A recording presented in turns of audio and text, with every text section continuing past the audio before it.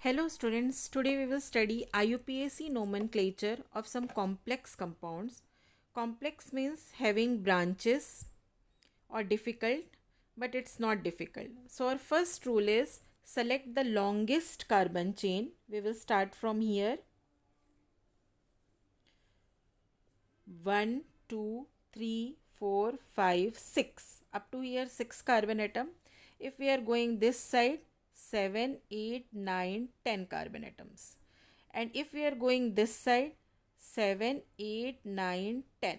So both sides we are getting same number of carbon atom. In this case, we will go that side where we are getting more number of branches. These are called branches, which is not part of main chain. So this is our longest carbon chain. We will select that side where we are getting more branches.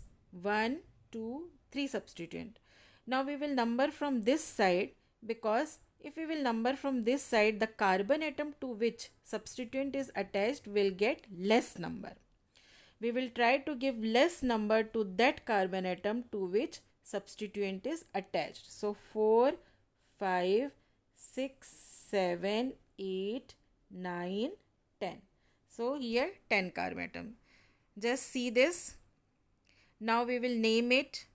We should name first substituents, then main chain. So start numbering it. We are starting from here. This whole part is attached to 5th carbon atom. Now if the substituent is this much big, we will name it as a whole compound. Okay.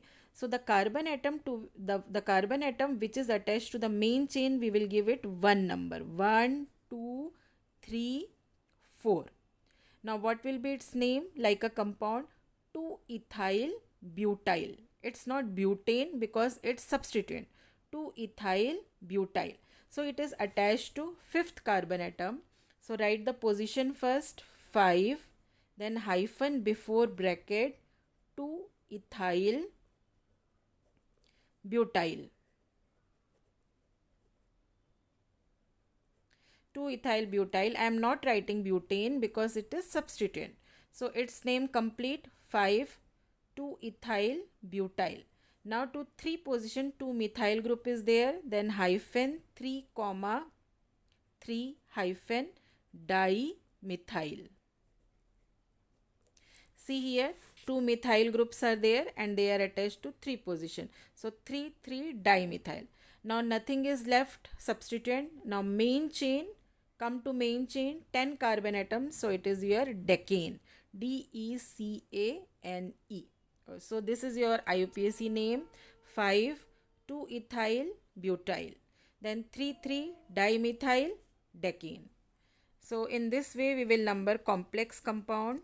Again, I am repeating, if substituent is big, name it as a compound.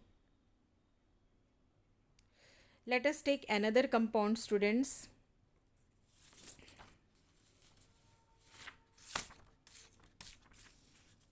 So this is our next compound. Again, select the longest carbon chain.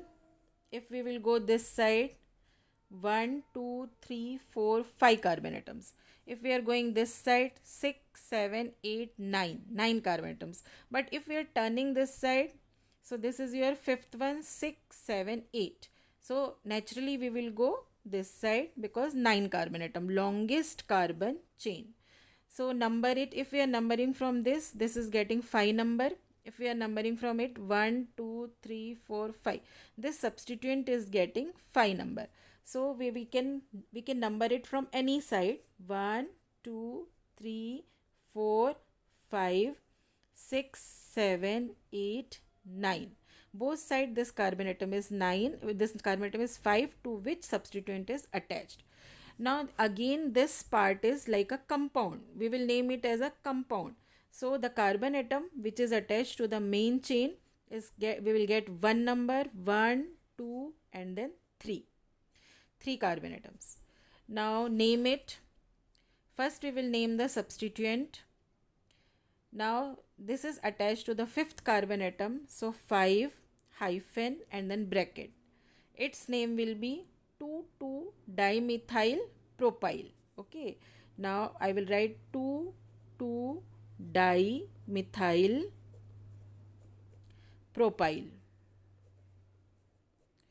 So in this way we will name the substituent. Here two methyl groups are there, 2,2-dimethyl propyl. I am not writing propane because it's a substituent. Now no substituent is here. Come to main chain, 9 carbon atom. So it's your nonane. For 9 carbon atoms, it's your nonane. So this is your name of complex compound, students. This is longest chain. This is substituent. So 2,2-dimethyl propyl.